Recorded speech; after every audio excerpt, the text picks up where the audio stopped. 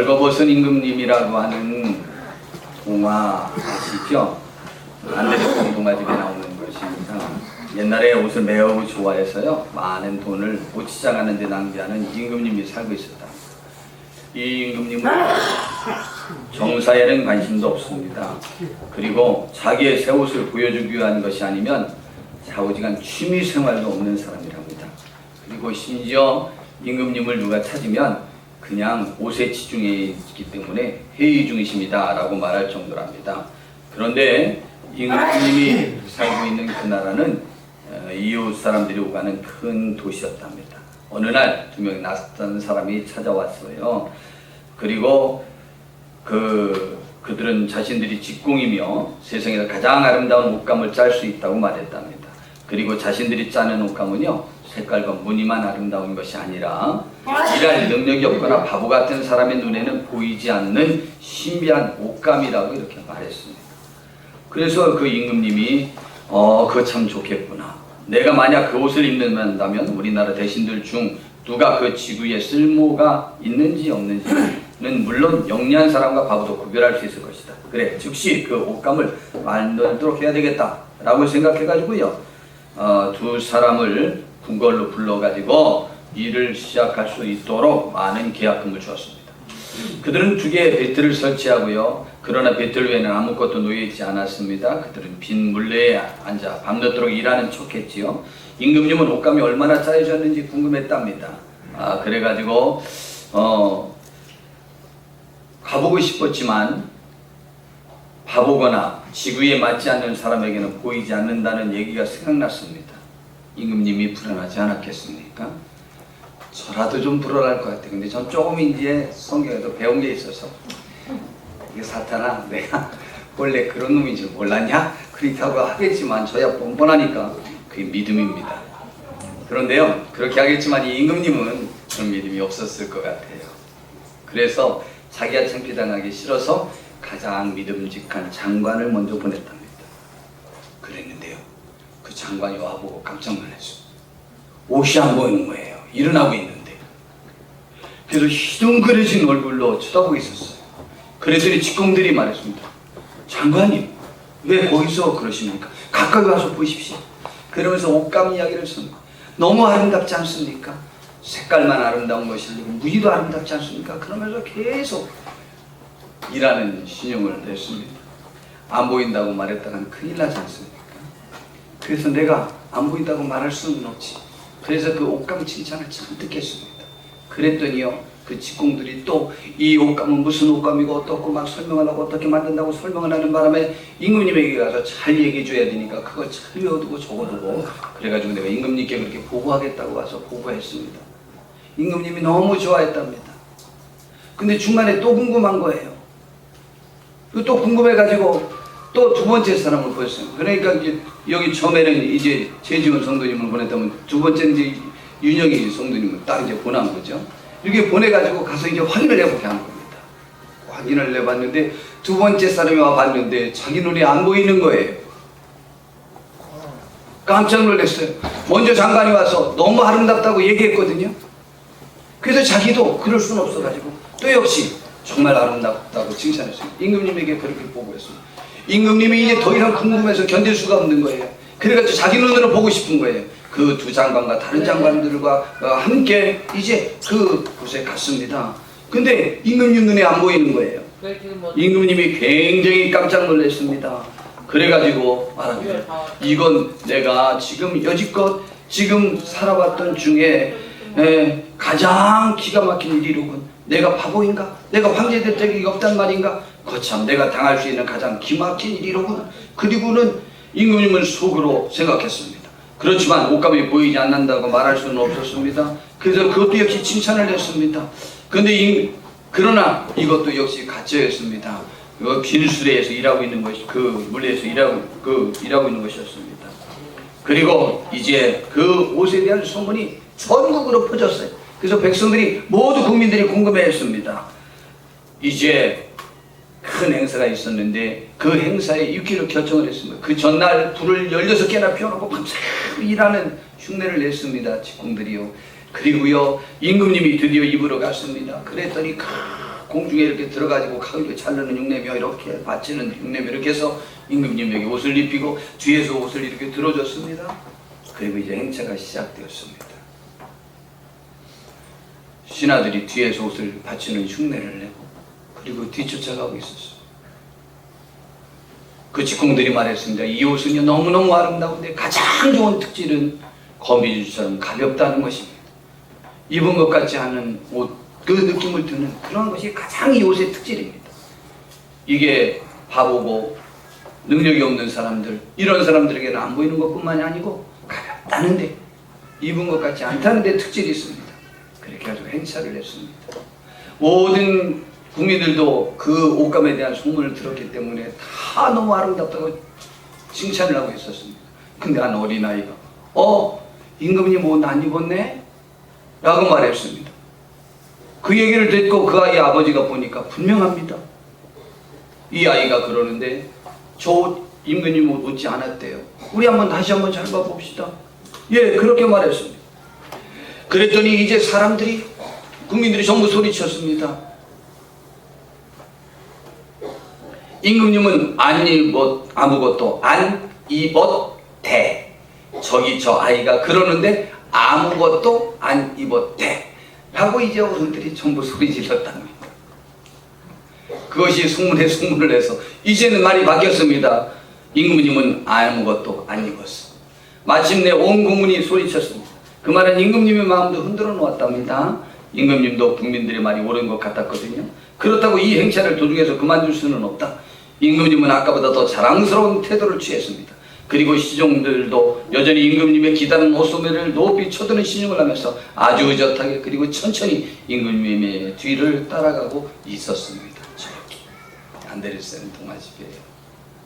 벌거숭이 임금님은요 과도한 옷에 대한 욕심과 그리고 위선과 거짓에 빠진 사람들과 함께 자기가 옷을 입지 않고 벗은 것조차 온대로 말을 못하는 어처구니 없는 상황이 전개되어서 모든 백성 앞에서 벌거숭이로 행차했습니다. 그러면 우리를 정확히 보고 계십니까? 현재 나의 상황이 어떠한지 정확히 인식하고 생활하고 있는지요? 현재 나의 모습이 아름다워서 당당하고 떳떳하게 행진하고 살고 있는지요? 성경은 66권으로 되어 있습니다. 이 66권이라는 것 때문에 오늘 학생들에게 성경이 몇 권으로 되어 있냐고 그랬더니 학생들도 역시 저처럼 모르더라고요. 이건 내가 몇 권 가르쳐 준 것 같은데 초등학교 때 성경이 몇 권이냐고 그래서 제가 그건 안 것 같아. 내가 분명히 한 권 들고 왔거든요. 저요! 사연이 말해 한 권이요! 그랬더니 선생님이 막 웃으시면서 성경이 한 권이 아니고 창세기, 출애굽기, 레위기 다 한 권씩이었는데 그것이 66권이라는 성경이 있었는데 그것을 전부 하나 합쳐서 성경 전서라고 그러자니 그래서 성경은 66권으로 되어 있다. 실수함으로 배운, 잊어버리지 않는 66권. 예, 성경이 66권으로 되어 있습니다. 맨 처음이 창세기고요. 맨 마지막 성경이 요한계시록이라고 하는 성경입니다. 오늘 우리가 성경 본문으로 삼은 그곳이죠. 그런데요, 이 요한계시록은 예수님의 제자 사도 요한이 로마의 도미티안 황제 때에 그 당시 로마의 정치범들이 주로 유배 생활을 하던 지금의 에게해의 팔보사라는 섬인데요. 성경의 요한계시록에는 반모섬이라고 나오는 섬에 유배되었을 때인 AD 90년경에 쓴 책입니다. 주 내용은요, 인류의 미래, 곧 세상의 종말과 천국과 지옥에 대한 예언서입니다. 그리고 총 22장으로 되어 있는데 서론 격인 2장과 3장에 보면 그 당시에 소아시아인 지금의 터키와 그리스 지역에 있던 7교회의 지도자들에게 보내는 각 교회에 대한 칭찬과 책망과 권고 등의 내용이 있는 것이 요한계시록이에요.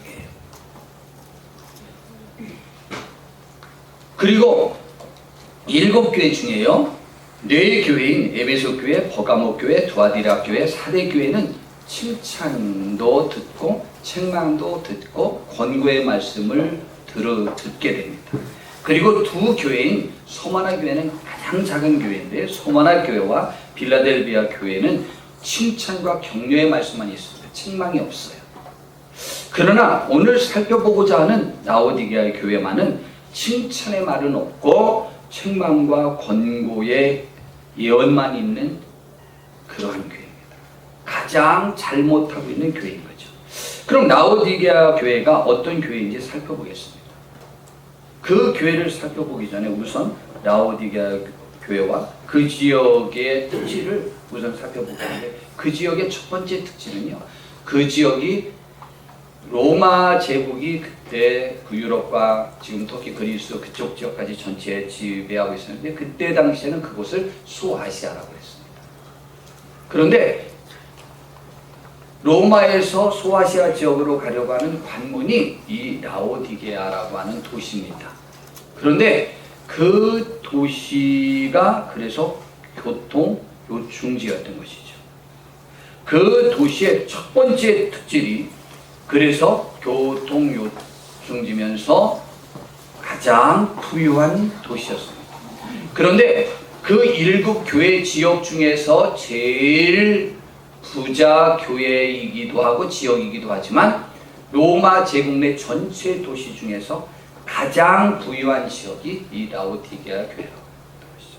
그러면 그 당시 전 세계에서 가장 부유한 도시였습니다. 그렇기 때문에 그 라오디게아 교회에 모인 성도들도 세계에서 가장 부유한 사람들이 집중적으로 모인 교회가 그 교회였습니다. 이 교회의 특질이 그래서 첫 번째, 은행과 재정의 중심지였답니다. 키케로라고 하는, 우리가 아는, 역사적으로 아는 사람이 있죠. 이 사람이 자기의 그 신용장을 현금화한 것도 이 라오디게아 그 은행이었다고 합니다. 그리고 이 지역이 얼마나 부유했든지 지진으로 나서 온 도시가 완전히 폐허화되는데 로마에서 제국 내에서 재정을 지원하겠다고 하는데, 복구에 필요한 재정을 지원하겠다고 했는데 로마의 역사가 탁기도 없으면 그때의 이 라오디게아의 상태를 이렇게 말합니다. 아시아의 가장 유명한 도시인 라오디게아는 같은 해의 지진으로 완전 파괴되었으나 우리로부터 구호도 받지 않고 자신의 자력으로만 이를 재건했다는 것입니다. 이런 역사 기록이 있을 만큼 부자이며 쌓아둔 재물이 많고 아무것도 필요치 않다고 자랑하는 것도 무리가 아닌 그러한 도시였습니다. 그래서 라오디게아는 부유하여 하나님까지도 필요하지 않았다라고 우리 바클레이라고 하는 목사님이 그의 주석에서 말하고 있습니다. 또 그는 이어서 말합니다. 여기는 의류 제조업의 중심지였다는 거예요. 라오디게아 주변에서 흔히 보는 양에서 나오는 양모는 부드럽고 곰보라색이며 매끄럽기로 유명했답니다.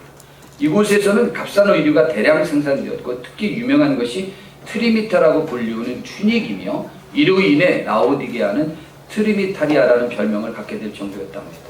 어느 분이 저에게 말해줬더라고요. 이것이 옷감 종류 중에 하나라고. 라오디게아는 그곳에서 생산하는 의복을 얼마나 자랑했는지 하나님 보시기에 벌거벗은 것도 모른 교회였다. 그리고 의학적으로 상당한 지위에 있었어요. 그래서 그 의학이 얼마나 발달되었는지 그 의과대학이 있었고, 그리고 그곳에서 생산되는 약 가장 유명한 것이 귀와 눈에 바르는 고약이었다고 합니다. 이거 세계 수출품이 되었고, 그 의사가 얼마나 유명했든지 그곳의 주화에 돈에 그 의사의 초상화가 들어갈 만큼 의학이 발달된 곳이었다고 합니다. 그래서 이 자랑은요, 그곳 주민들에게도 그 교회의 머릿속에도 자리 잡고 있어서 하나님을 필요로 하지 않게 했던 것이다 라고 말했습니다. 여기에 제가 놀라운 사실 하나를 이 바클레이 목사님이 추가하는데요, 그곳의 유대인이요, 여자와 어린이를 제외한 남자 장정수만 7,500명이 살았대요. 그럼 약 3만 명의 유대인이 살았다는 거예요. 충격적이지 않아요? 지금으로부터 약 2000년 전이에요. 2000년 전에요, 그 세계에서 제일 부유한 도시에 유대인이 약 3,000명 살았어. 경제활동하는 사람이 7,500명을 살고 있었어. 이야, 유대인들은 귀신들이에요. 하나님 냄새보다 돈 냄새를 더 빨리 맡는 것 같아.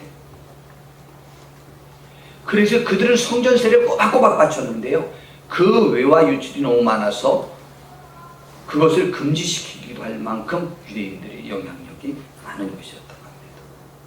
그래서 라오디게아 교회는 신앙적인 열정이 없는 교회였습니다. 그래서 그 교회의 특질을 말합니다. 요한계시록 3장 15절 16절로 성경 본문에 봤더니 이렇게 말합니다. 내가 내 행위를 아노니 내가 차지도 아니하고 뜨겁지도 아니하도다. 내가 차든지 뜨겁든지 하기를 원하노라. 이 말을 우리 오해하면 안 된다고 그랬죠. 차든지 뜨겁든지 둘 중에 하나를 선택해야 되나 보다 라고 이렇게 생각하는 분들이 혹 계시는지 모르겠어요. 그렇지 않아요. 찬 것은 냉담한 것을 말하거든요. 뜨거운 것은 열정적인 것을 말하는 거거든요. 이 찬 거는요, 아예 기독교인이 아니라는 거예요. 성도가 아니라는 거예요. 그러나 중간은요, 16절에 말하기를 내가 이같이 미지근하여 뜨겁지도 아니하고 차지도 아니하니 내 입에서 너를 토하여 내버리리라.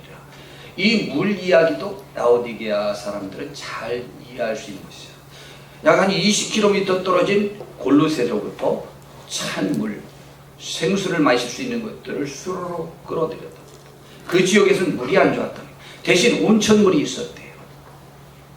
그래서 그들은 이 미지근한 물은 세균이 발생하기도 쉽기 때문에 찬물을 마셨다. 우리 학생들에게서 물어봤어요. 찬물 좋아하는 사람, 뜨거운 물 좋아하는 사람, 미지근한 거 좋아하는 사람. 한 사람이 미지근한 거 좋아하는데 찬물 마시면 감기 걸려서 싫어하고요. 뜨거운 거 정말 좋아하는데 마시기 힘들어서 못 마신대요. 그럼 결론은 뜨겁거나 찬 거 좋아한다는 거네요. 저도요, 뜨겁거나 찬 거 좋아해요. 미지근한 건 정말 우리 별로 안 좋죠. 그런데요, 제가 미지근한 걸 먹으려고 마시려고 요즘 부단히 노력하고 있습니다. 왜냐면요, 찬물을 많이 마시면 암에 걸릴 가능성이 많다네요. 저도 110세까지 살아야 되니까 좀 조심해요. 뜨거운 물 마시면은요, 다 목도 상하고 위도 잘못하면 상한대요. 그래서 120세까지 살려고 부단히 노력하고 있습니다. 주께서 주신 건강 우리는 지키려고 노력해야 됩니다. 노력하셔야 됩니다. 맛있어서 마시는 건 아니에요. 맛없는데 건강을 위해서 마셔요. 그렇긴 하지만 정말 그때 미지근한 물은 그들에겐 좋지 않았다. 왜냐하면 세균이 득실거릴 가능성이 많기 때문에 차가운 생수이거나 아니면 끓인 물들을 이렇게 마시고 했었군요. 그렇기 때문에 이 말도 그들에게는 잘 이해되는 거예요. 열심을 내라는 거예요. 열심을 내라는 것. 그래서 이번 말씀 우리 본문에서 읽어봤는데 우리 이 열심을 내라는 말인 것을 알 수 있는데 우리 19절에 물은 내가 사랑하는 자를 책망하여 징계하노니 그러므로 내가 열심을 내라 회개하라 라고 했습니다. 열심을 내라는 얘기예요. 열심을 내라. 여러분, 풍요로움이 교회에 가져온 결과는요, 7교회 중에 칭찬은 전혀 없이 책망만 듣게 된 저주받은 교회가 되었다는 것입니다. 가장 큰 특징은 신앙의 열정이 없다는 것입니다. 성도 여러분, 라오디게아 교회처럼 오늘 우리의 신앙의 눈을 멀게 하고 또 신앙의 열정을 갖지 못하게 하는 것은 무엇입니까? 아이고, 교감 선생님 부인 사모님 되신 우리 친구가 또 역시 그 친구가 신앙이 미지근하거든요.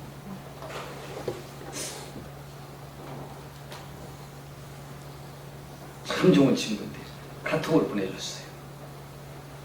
참 이번 설교에 좋겠다 싶어서 인용을 했습니다. 어느 날 다윗왕이요, 반지가 하나 갖고 싶었답니다. 그래서 반지 세공사를 불러 그에게 말했답니다.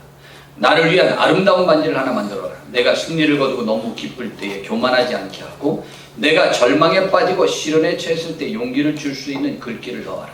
그래서 네, 알겠습니다 폐하 하거든. 세공사는 그 명령을 받들고 멋진 반지를 만들었습니다. 만든 후에 어떤 글귀를 넣을지 계속 생각했지만 좀처럼 다윗왕이 말한 두 가지 의미를 지닌 좋은 글귀가 떠오르지 않았다고 합니다. 고민하고 고민해도 적절한 좋은 글귀가 떠오르지 않아서 다윗의 아들 지혜왕 솔로몬을 찾아갔답니다. 그래서 말했습니다.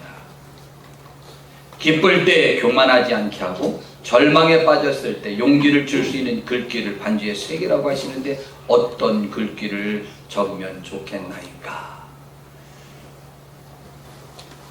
그랬더니요, 솔로몬은 잠시 생각한 후에 말했답니다. 이것 또한 지나가리라. 구약 외경이라는 것이 있습니다. 그 지에서 미드라시에 나오는 유대인들이 항상 즐거워하는 구절이랍니다. 이 구절을 붙잡고 유대인들은 나치 학살의 그 어려운 시기에도 이겨낼 수 있었다고 합니다. 지금 잘 나간다고 우쭐대십니까? 이것 또한 지나가리라. 지금 너무 괴롭고 슬퍼서 하루도 살기 힘드신가요? 이것 또한 지나가리라. 아름답고 예쁜 젊음이 영원할 것 같은가요? 이것 또한 지나가리라. 참 좋은 말이죠. 하나님은 우리에게 이런 말씀을 주셨습니다. 그런즉 선줄로 생각하는 자는 넘어질까 조심하라. 패망은 넘어짐의 앞잡이가 된다고 말했습니다. 교만은 넘어짐의 앞잡이가 된다고 했습니다. 패망의 선봉이 된다고 했습니다. 내가 무엇인가 되었다고 생각할 때가 넘어질까 조심해야 될 때입니다. 내가 무엇을 갖추었다고 생각하십니까? 그래서 주님 앞에 새로운 변화를, 주님의 도움이 필요 없다고 생각하십니까? 넘어질까 조심하세요. 그런데 그 다음 절에 바로 이어서 또다시 하나님은 우리에게 이런 말씀을 주셨습니다. 사람이 감당할 시험 받기는 너희가 당한 것이 없나니 오직 하나님을 믿고사 너희가 감당하지 못할 시험당함을 허락하지 아니하시고 시험당할 즈음에 또한 피할 길을 내사 너희로 능히 감당하게 하신다. 그래서 저희 교회 한 4, 5년 전인가 한 얼마 잠깐 나오던 성도님이 있었습니다. 그 이후에 깊은 우울증과 남편과의 관계에 깊은 상처로 인해서 대인관계가 불가능해지고 자녀 양육조차 불가능해진 상태가 되었습니다. 제가 연락해도 잘 되어지지 않다가 갑자기 그저께 저에게 페이스북으로 목사님 안녕하신가요? 연락이 왔어. 그래서 막 찾아봤어요. 그래서 프로필을 봤더니 충남 당진에 산다는 거예요. 당진에 언제 갔냐? 그랬더니 남편과 아이도 잘 지내고 본인은 그냥 직접 그 전화번호가 다릅니다. 좀 전화번호 좀 알려주세요. 저는 누구랑 통화하거나 대화할 수 있는 상태가 아닙니다. 못합니다. 알려줄 수 없습니다. 이야기를 했어요. 맹거려. 남편과 아이는 소산에 살고 자기는 당진에 살면서 원룸에 살고 간신히 직장 생활을 하는데 아무것도 하지 못하고 지금 이건 숙려기간이라는 거예요. 그분이 저에게 물어봤습니다. 신은 시련을 이기도록 해주시나요? 제가 뭐라고 그랬겠습니까? 당연합니다. 그랬어요. 당연합니다. 믿으십시오. 우리가 하나님을 신실하게 여기지 않는 한 우리의 시련을 극복할 수 있습니다. 잘된 시기도 반드시 지나갈 것입니다. 안 되는 시기도 지나갈 것입니다. 하나님은 우리에게 감당하지 못할 시험을 허락한 적이 없다고 했습니다. 그런데 우리는 시련을 만나서 주님과 동행하지 않고 우리 스스로 해결하다가 쓰러집니다.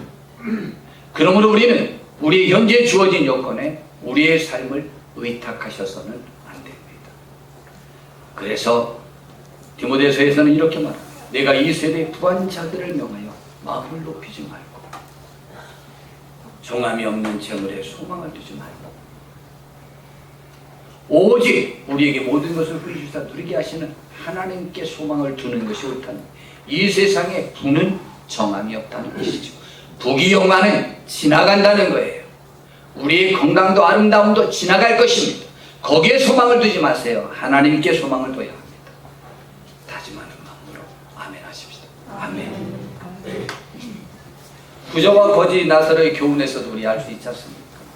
부자가 매일 연락했고 잔치를 베풀었고 거지 나사로는 식물을 나는 홍대를 앓으면서 그 집 앞에서 나오는 음식 부스러기로 배를 채웠습니다. 둘 다 죽었습니다. 근데 부자는 지옥에 갔고요. 거지 나사로는 천국에 갔습니다. 많은 것을 누린다고 천국이 보장된 것이 아닙니다. 이 세상을 아무리 누려도 영혼과 비교하면 없는 것과 같은 세상. 영원한 세상을 차지하는 것이 더 축복입니다. 현재 안정된 삶에 나를 의탁하지 마십시오. 어리석은 부자를 통해 살펴보는 인생 교훈도 있지 않습니까?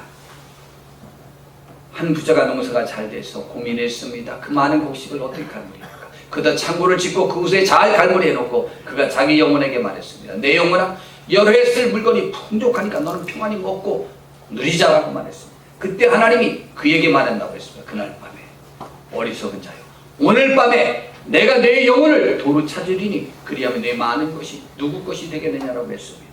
이 교훈을 예수님이 주신 이유는 모든 탐심을 물리치고 사람의 생명이 그것 위에 넉넉한 데 있지 않다는 것을 교훈해 주기 위해서 이 말씀을 하셨고, 또한 자기를 위해 재물을 쌓아두고 하나님께 대하여 부유하지 못한 자가 이와 같을 것을 교훈하기 위해서 주신 말씀입니다.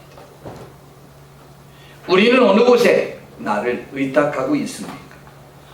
우리가 요즘 몇 번 살펴본 시편 49편 말씀에 보니까 자기의 재물을 의지하고 부유함을 자랑하는 사람이 있답니다. 아무도, 그런데 그러한 사람은 자기 형제를 구원하지도 못하고 그를 위한 속전을 하나님께 바치지도 못할 것이랍니다. 왜냐? 그들의 생명을 속량하는 값이 너무 엄청나서요. 영원히 마련하지 못할 것이에요. 생명을 생명으로 구속하는 거예요. 재물로 구속할 수 없어요. 그가 영원히 살아서 죽음을 묻지 않을 것이라고 생각한다 이 말이죠. 그들은. 그러나 그는 지혜 있는 자도 죽고 어리석고 무지한 자도 함께 망하며 그들의 재물은 남에게 남겨두고 떠나는 것을 보게 될 것이라는 것이죠. 그런데 그들은 참으로 미련해서 그들의 속생각에 그들의 집은 영원히 있고 그들의 거처는 대대에 이르리라여 그들의 토지를 자기 이름으로 불러요. 여러분, 부자가 되어서 자기의 집이, 자기의 재산이, 자기의 그 토지가, 자기의 건물이, 사업체가 하나씩 늘어갈 때마다 1호점, 2호점, 3호점 늘릴 때 얼마나 기분이 좋았겠습니까? 저희도 교회는 아직 짓지 못했지만 만약 지성전이 있어봐요. 제1지성전, 제2지성전 할 때마다 기분이 얼마나 흐뭇해서 입만 이렇게 제1지성전 막 세는. 교육관도 우리 교회가 한 군데 못 있어서 작은 거 얻었지만 그래도 제1교육관, 제2교육관, 4교육관까지 있어요. 근데 좌우지간 그래도 흩어져도 별로 좋지는 않지만 늘어나는 게 얼마나 기분이 좋은지 모릅니다. 4교육관까지 있어요. 성교관이 있지, 공부방이 있지, 기분이 좋아서. 사람은 잘 될 때는 계속 이렇게 놓기를 원합니다. 그럼 좋기이지만 이번에 여행 가서 재밌는 말 들었습니다. 목사님들 스트레스 받는 게 3가지 보화가 있대요. 하나는 교회에서 연보가 줄을 때 스트레스 받는 헌금이 줄어요. 그 다음에 주보 때문에 스트레스 받는데 그 다음 주일날 주보에 교인 얼마 안 나온 거 올려야 되고 헌금 적은 거 올려야 되는 거 주보가 스트레스. 그 다음에 목사님들은 여보가 또 스트레스. 그래서 3보가 스트레스.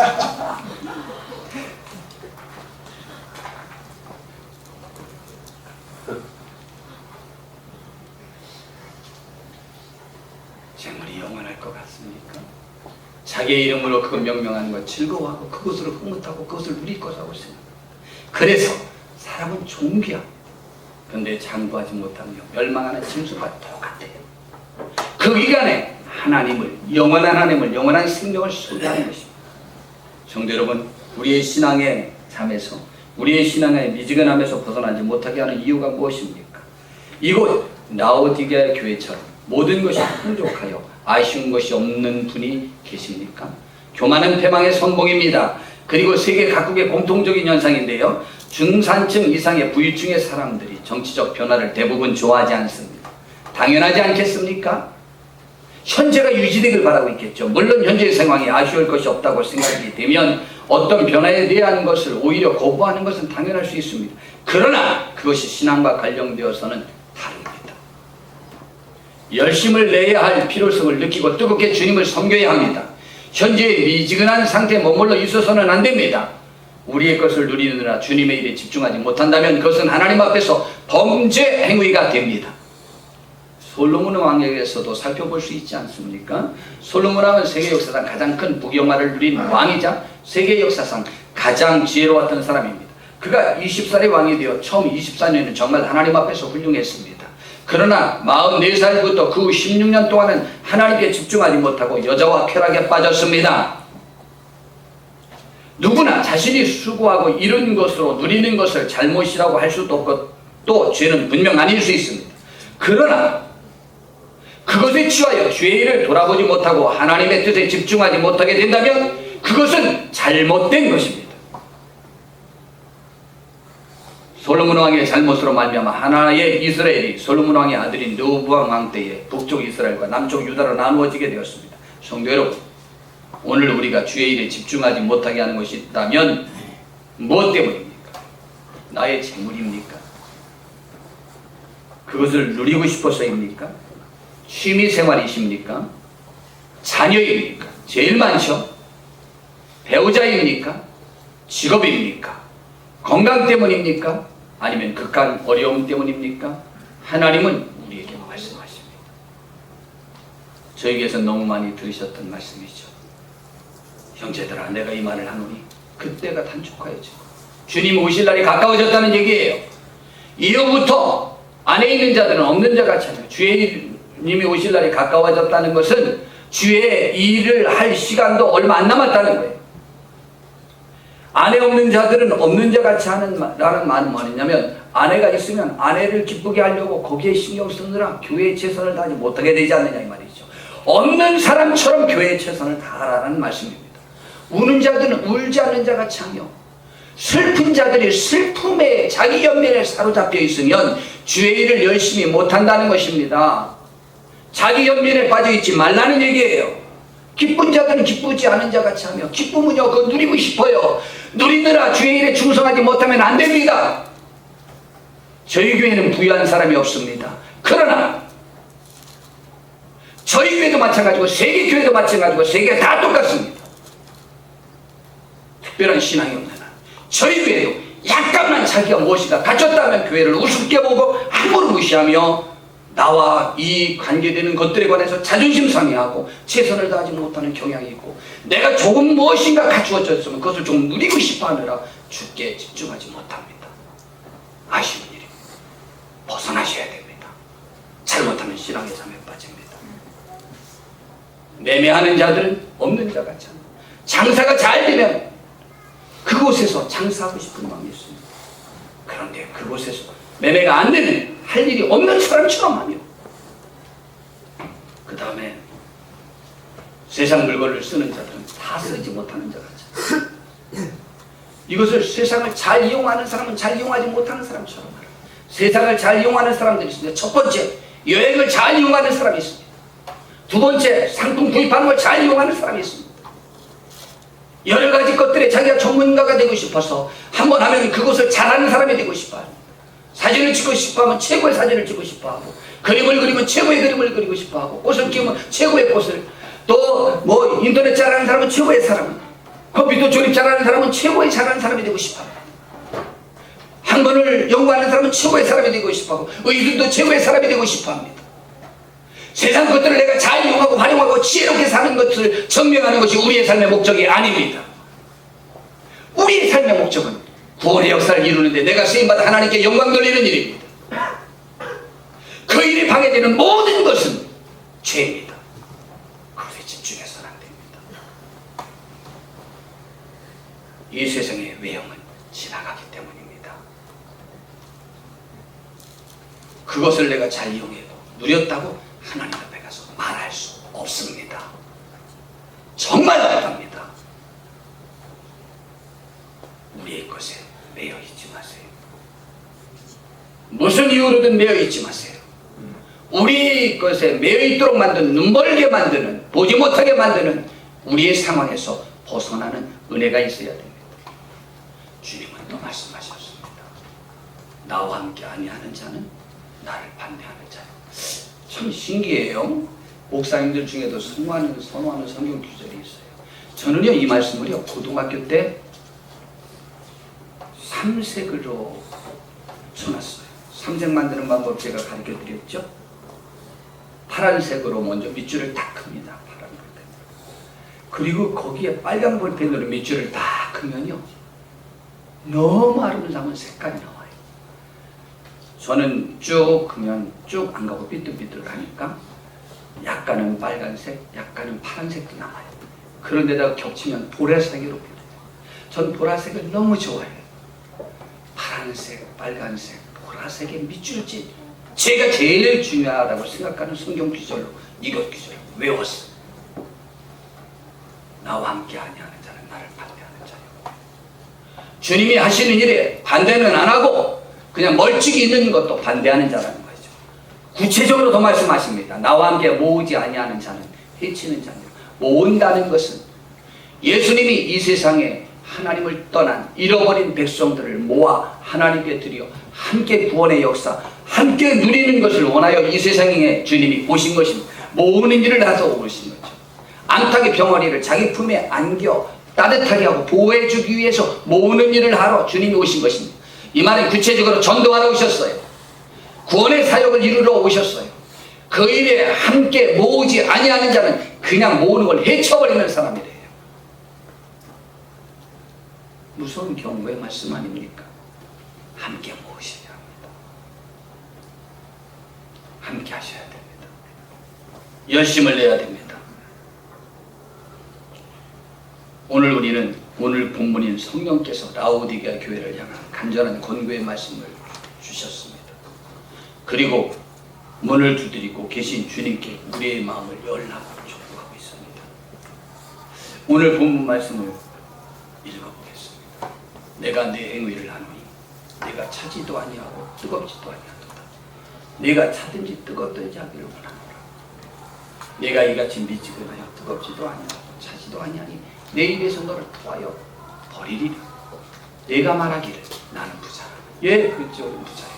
부유하여 부족한 것이 없다 하니 하나 내 곤고한 것과 가련한 것과 가난한 것과 눈먼 것과 벌거벗은 것을 알지 못한다는 것이죠. 우리는요, 우리의 눈이 띄어져서 우리의 벌거벗은 것을 보아야만 합니다. 그걸 보기 위해서는요, 정직해야 합니다. 정직하게 나 자신과 나 자신의 영혼과 하나님 말씀에 나를 비춰봐야지. 그래야 우리는 우리 육신의 부유함이 영적 가난함으로 표출되어서는 안 됩니다. 그러니 내가 너를 권한다. 내게서 불로 연다는 금을 사서 부유하라고 흰옷을 사서 입고 벌거벗은 수치를 보이지 않게 하고 안약을 사서 눈에 발라 보게 하라. 안약이 유명한 지역 아니었습니까?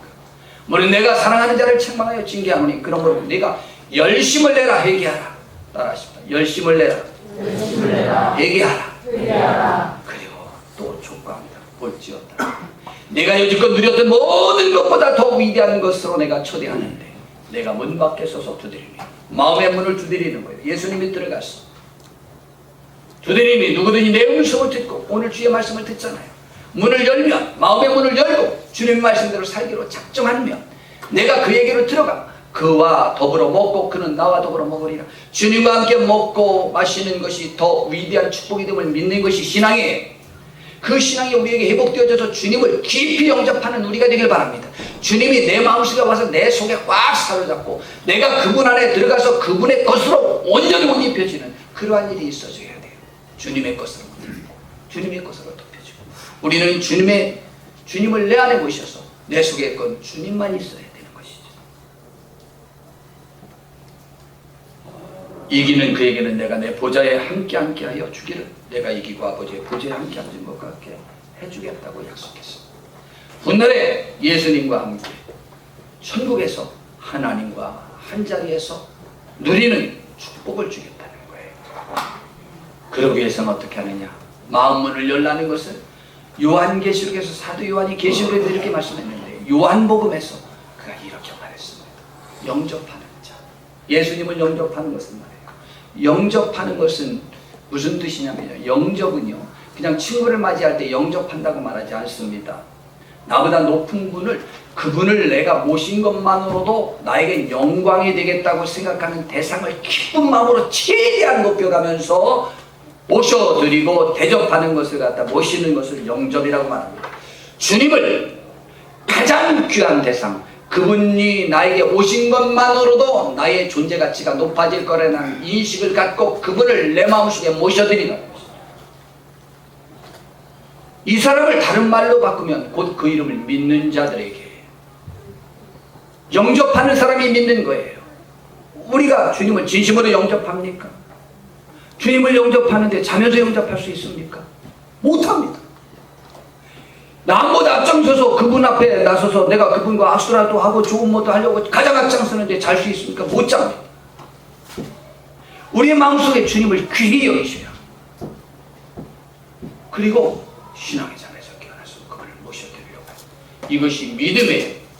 이 믿음 있는 사람에게는 하나님의 자녀가 되는 권세를 주셨어요.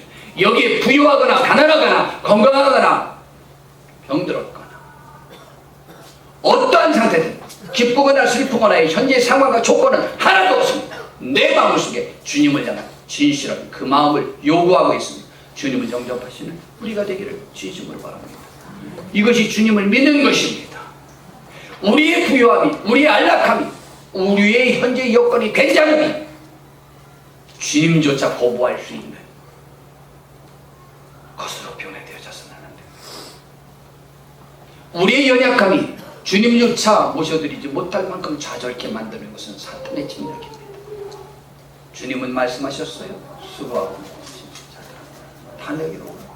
내가 너희를 쉬게 해주겠다고 약속했어요. 우리의 수고는 무엇입니까? 인류의 수고는 두 가지 수고가 있습니다. 하나는 자기가 죄인이기 때문에 제 용서함에 대한 외침과 아픔의 무거운 짐이 있습니다. 두 번째, 그래서 죄사함을 받고 싶은 욕망이고요. 죄사함을 받은 우리라면 또 하나, 죄사함을 받았다고 믿는 사람은 그 삶을 선한 일을 능력 있게 행하고 싶은 거예요. 이 짐을 믿는 사람이나 믿지 않는 사람이나 누구나 지고 있습니다. 내가 너희를 쉬게 해주겠다. 그 짐을 져주겠다. 그리고 나는 마음이 온유하고 겸손하니 나의 멍에를 메고 내게 배우라. 내가 지어준 하나님의 말씀을 배우라. 그리하면 너희 마음이 반드시 힘을 얻는다. 왜냐하면 이는 내 멍에는 쉽고 내 짐은 가볍기 때문이라고 말합니다. 그리고 주님은 이어서 이런 말씀을 하십니다. 누구든지 목마르거든 내게로 와서 마시라. 나를 믿는 자는 성경의 이름과 같이 그 배에서 생수의 강이 흘러나리라고 했습니다. 그 배는 우리 사람에게 있는 가장 깊은 마음속에 있는 심층도를 배라고 표현하려고 했지 않습니까? 생수의 강은 기쁨과 희랑과 소망과 생명을 말합니다. 이것은 성령님이 우리에게 주어지는 축복을 말하고 있는 것입니다. 우리 믿는 자는 성령님을 받아서 담대히 이 기쁨을 내 내면의 가장 심층부 속에 있는 아픔, 소원을 해결하는 은총을 하나님이 주시고자 우리를 불러주셨고 성령을 받으라고 요구하고 있는 것입니다. 우리 주님께 마음문을 엽시다. 우리가 갈급함을 주님 앞에 인정하시길 바랍니다. 우리의 벌거벗음을 주님의 관점에서 볼 수 있는 은총이 있어지길 바랍니다. 회개하고 열심을 내서 주의 은총 가운데 가며 쉼을 누릴 수 있는 큰 은혜가 함께하기를 진심으로 바랍니다. 기도하겠습니다. 주님, 오늘 이 시간 우리가 이렇게 주님께 모였습니다. 주의 말씀을 들었습니다. 그 당시 지구상에서 가장 부유했던 도시에서 형성되었던 라오디게아의 교회, 그 성도들, 세계에서 가장 부유한 안정된 사람들만 회집된 교회였지만 하나님은 가장 책망했습니다. 주여, 우리는 무엇 때문에 열심을 내지 못합니까? 하나님, 나의 현재의 삶을 지키고자 열심을 내지 못합니까? 주여, 주를 위하여 번적한 것도 허용하게 하옵시고 주를 위하여 수고한 것도 허용하게 하옵시고 주를 위하여 생명까지라도 바칠 수 있는 우리가 되기를 원합니다. 회개하고 열심을 내고 최선을 다할 수 있는 우리가 되기를 원합니다. 특별히 오늘 이 시간 우리가 이처럼 우리가 전도할 대상자들 또 신방할 대상자들을 작정해 보고자 합니다. 주여, 함께 천국 가야 되겠습니다. 구원받아야 되겠습니다. 주님의 은총을 힘입어야 되겠습니다. 주여, 우리가 우리의 사랑하는 사람들을 주께로 인도하기 위하여 이 시간 작정하고 기도하며 전도할 수 있는 우리가 되게 해 주시옵소서. 예수님의 이름으로 기도드렸습니다. 아멘.